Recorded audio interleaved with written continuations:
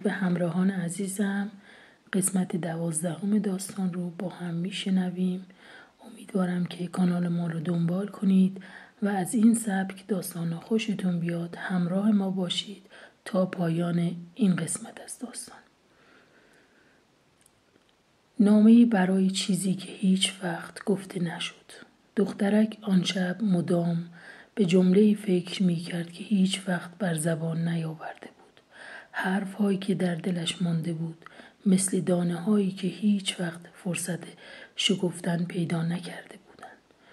او دفترچه‌اش را باز کرد و نوشت: سلام به همه چیزهایی که هیچ وقت گفته نشد، به آن دوستت دارم هایی که در گلویم گیر کرد، به آن بخشیدگی هایی که دیر شد، به آن دلم برات تنگ شدن هایی که فقط در سکوت گریه شدن.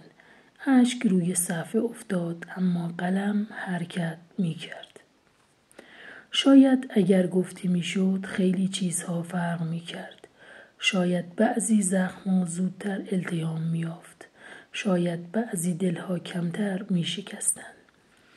اما حالا هم نوشتن مرهمی هست برای من، چون حتی اگر دیر باشد باز هم حقیقت راه خودش را پیدا می کند.